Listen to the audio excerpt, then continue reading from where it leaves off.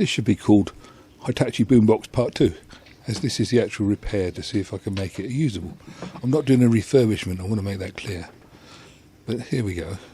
Let's see what happens if we push the stop and eject and see what... No, it still won't pop a tape, so we have to get that out.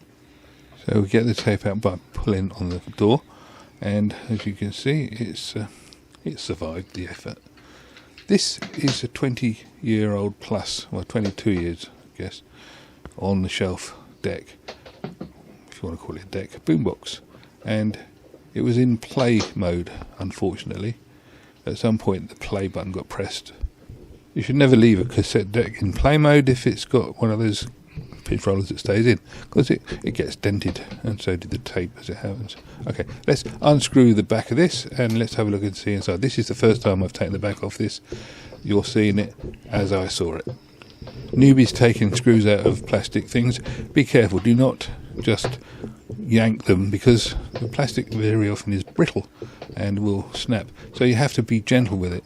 Gentle but firm. So you'll see on the last screw on the bottom right hand side here, there's this one's getting a little bit of trouble, and the one at the bottom I think it's going to be a little bit tighter, and so that will be a full grip on there. Yep, there we go. And it's one of those things you have to be careful. I've undone many a thing like this, and literally the screw comes out. Well, it doesn't actually come out, the column snaps off. Make sure there are no hidden screws. There's normally one in the battery compartment, so see if you can find that before you go pulling on things. With boomboxes and portable radios, you've always got the problem that things are going to be attached to the back and to the front, and that you need proper screws in the right length. That's what I've shown you there. So that screw is the only one that's a different length to all the rest, so make sure you put it where you can remember that for later. It sounds easy, but when you're actually putting it back together again, you'd be surprised how much you've forgotten. The handle on this is just one of those moulded ones. It's not totally hollow, it's quite nice, and quite firm. This is actually quite a good quality piece of kit. Now you can see there on the right hand side is the transformer for the built-in power supply, and here we've got the screw for the antenna, or aerial as we'd call it in the UK. Now, the lead for this is soldered onto the board, and so I'm going to undo it from the bottom of the aerial stub. This is one that has got glue on it, so it's not quite so easy to unscrew as you might think, but it'll come out okay. Give it another go or whatever. So, yep, the screw has got glue in the crosshead, which makes it a little bit difficult. So got a better screwdriver onto it there. That's coming out nicely. They just screw into the stub, metal upon metal. Take that out there. You'll find that these things are... It's not actually cheaper to keep things soldered, it's actually better, because plugs and sockets have a habit of falling out if it's in a mobile piece of kit. Vibration and things, you know. Anyway, that's the beat switch. That's all the components for the power supply, so make sure that you don't go poking your fingers in there when it's plugged in. Over here it's 240 volts, other countries it's 110 or thereabouts. Either way, you don't want to have your fingers stuck on the end of those pins. There we go. Right, looking inside, what have we got to see? Well, you can see a speaker on the right hand side, and you can see the main board there. To the left you can see there's a white thing which is the tuning capacitors, and the ferrite rod which is the slightly pink thing top left hand side, and you can see the switches. Now this is the tape deck section where my fingers were just then, and that is the record playback switch. Those are the various function switches, and that's the earphones, I think, and then we got the volume control.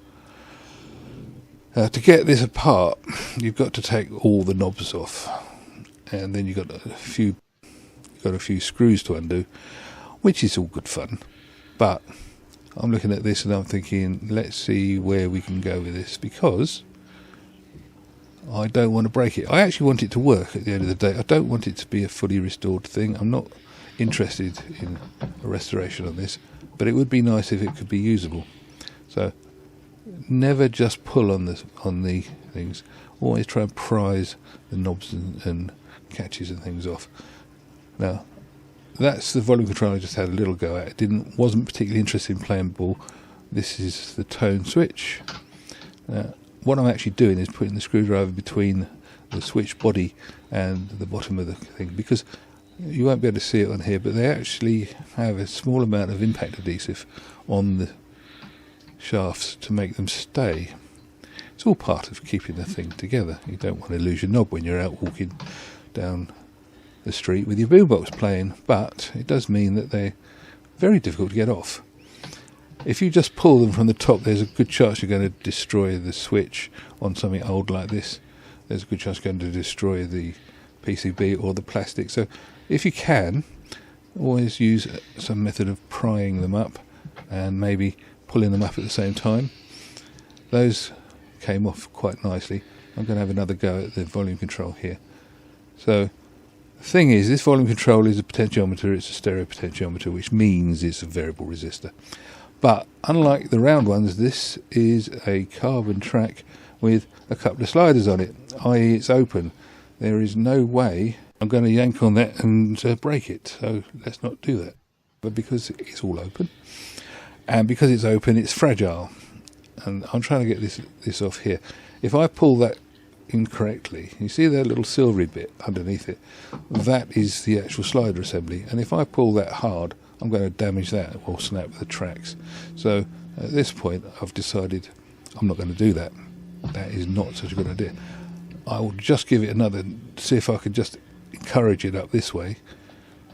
But I'm not going to put any great force on it. If it's not going to play ball, then I'm not going to get too involved. It's as simple as that. And it's not going to play ball. Well, I'm trying to suppress the disappointment about not being able to get that off. Let's have a look and see what else we can do with this thing, because I want it to work at the end of the day. So take it out of pause mode and have a look at the front. See if there's anything we can do with that. It actually releases and it does start to come out. So the eject could work. Let's have a look and see if we can see what's involved in that. It's a very simple mechanism. You can see the motor on the right hand side, I think. Yes. And when we're looking down there, you can see just underneath where there's two capacitors and a wire, and there is a cog. That's the soft eject. Anyway, so I've got my can of Servicol, or Deoxit, or WD contact cleaner, not the oil. Must be proper electronic contact cleaner, switch cleaner, pot cleaner. Do not use WD-40, because that will just destroy things. And if it doesn't destroy them, it will just make them not work very well. I've seen that so many times. Now, always use your straw, because although this stuff says that it's good for plastic and all the rest of this stuff, the fact is, it's always a risk. The plastic is degrading just because it's getting old. It may have a life of 100,000 years, but it's not a serviceable life of 100,000 years. It's a life of being around having gone brittle, so we don't want that. I'm actually spraying into the switches. There's holes there. You can spray into there and into there, and shove it up there, because there's an end. There's an end. Remembering none of these switches worked initially. They only worked after I gave them a lot of switching, and then they didn't work particularly well. Now that's the record playback switch, which is there. You can tell that is that because there's a little metal thing above it which actually activates that switch, and that's connected to the cassette deck. So when you push the record button down, it will actually operate that switch.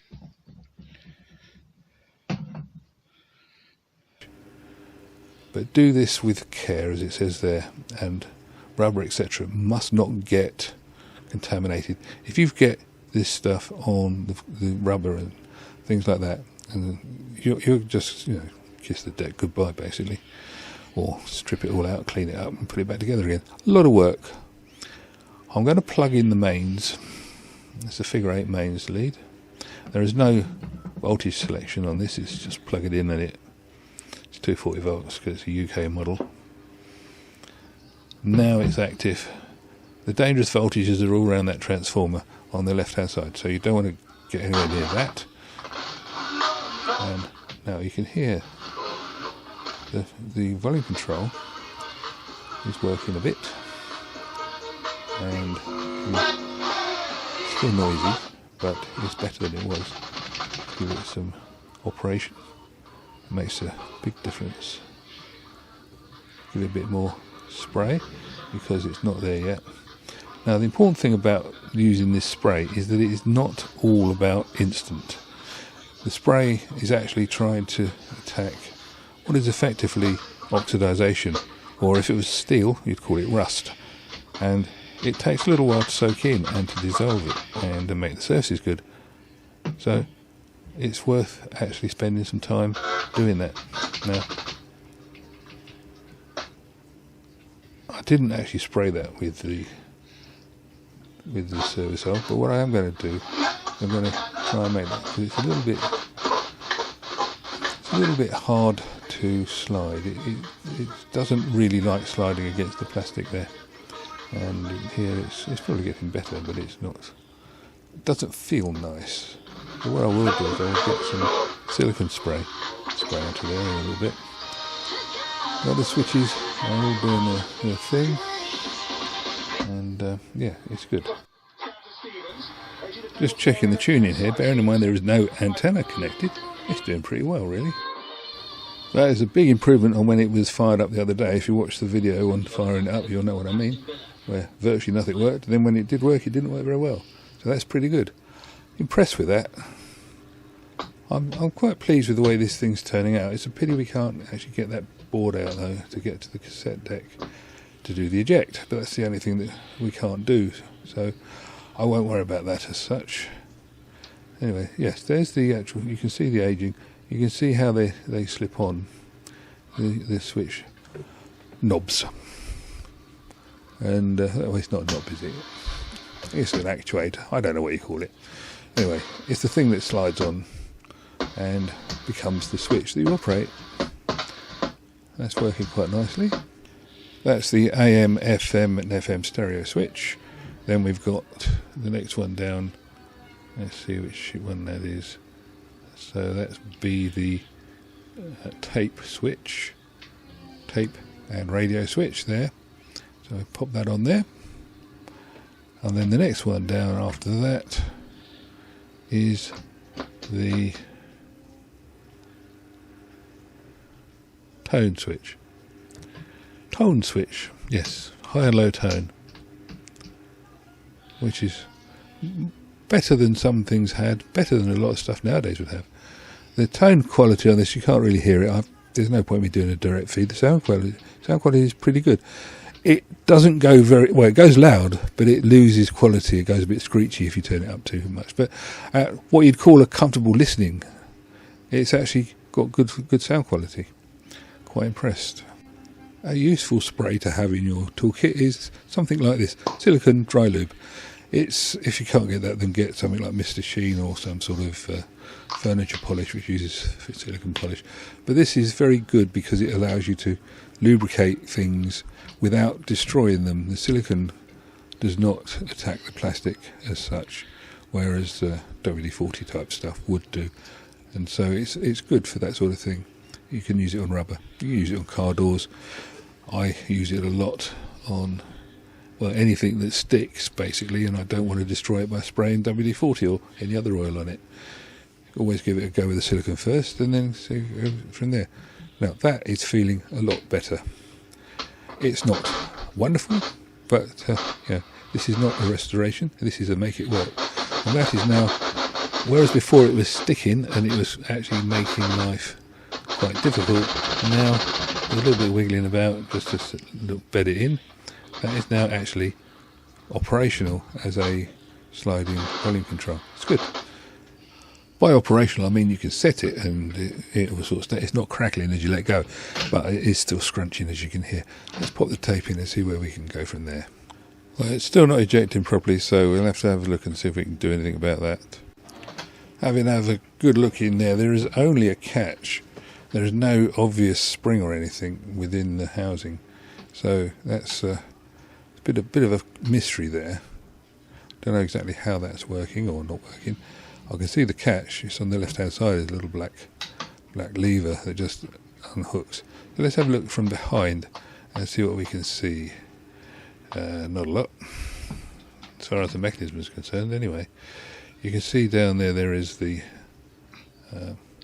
soft eject mechanism, but there's nothing else to be seen. It's a bit annoying, really. So everything's together. If we could have got the board out, we could have found out exactly what was wrong, but we haven't, and I'm not willing to break it to try and fix it, if that makes any sense. I'll have a quick look at the eject mechanism, see if that makes any difference. I doubt it. The soft eject mechanism is literally a cog on a round sort of shaft and lots of very sticky grease.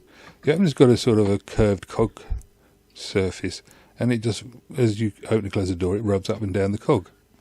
Nice and simple, but effective, but not going to help in this case. It's frustrating because it almost wants to work. You can see it tries to pop, but it's just not going to do it. So anyway, give up on that and start putting the thing back together again, connect the antenna and whatever. It's important to remember where the wires and things came from, so make sure you reattach the antenna cable, and when you're doing it, make sure it's nice and tight, but do not strip it, because something else I've seen a lot of people have over-tightened the bottom. You have to make sure that it's tight enough to stay, hence the original manufacturer used glue, but we don't need to do that if you're just careful and make sure you know what you're doing. Having tightened that up and settled it down, you can then start to reassemble the rest of the case. But before we do that, let's give it one more shot of treatment onto the volume control. It slides nicely as far as the top's concerned now, but we want to get another shot of deoxit, servicol, whatever, onto the actual slider itself. Try and make that sound better. And I think, we gave it some time and it's now sounding better. What I'm going to do now is just put a bit of adhesive tape, sellotape as we call it, just on there so that I can pull the door open without having to use my fingernails all the time. It may or may not be successful, but it's worth giving it a go. Whenever possible, I'd always advocate testing before you finally screw the thing together, because it's a lot easier to take it apart again when you've found that it doesn't work. Reassemble, put in the correct screws in the correct place, make sure you know where you put the short one, and then you can get ready to actually try it out properly. So that's it done, and see where we go from here.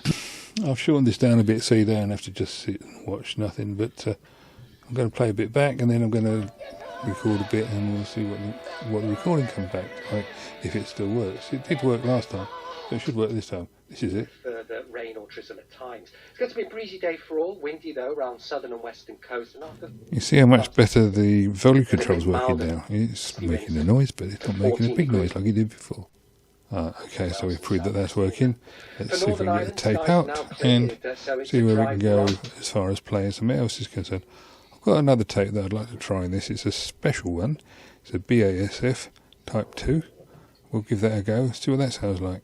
I'm just lining it up to be the proper place. You can see here it is the BASF CRS2, which got a very good review, and we'll see how that goes in a few seconds. And please bear in mind this is not a tape that's recorded on this thing, and it hasn't been used properly for 22 years, and this is the first real playing it's had. It also has a dent in the pinch roller, so let's see how it gets on with this. I think you'll be quite impressed, I hope so. I've deliberately played this classical music because obviously that's a hard listen compared to pop music, which tends to be a bit jerky and you can't really tell when it's got wow flutter. But it seems to be a bit wowy here, but I think we agree it's starting to settle down now.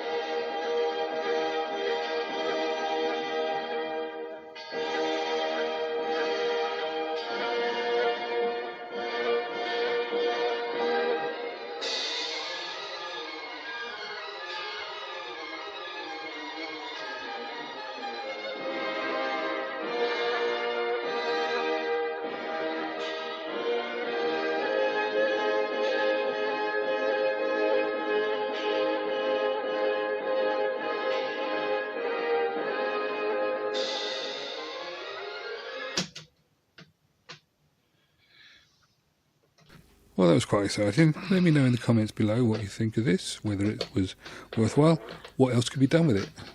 Any ideas you've got. Anyway, like, subscribe, spread the word, and catch you another time. Thanks a lot. There's a good video here. Go and have a look at that. Bye-bye.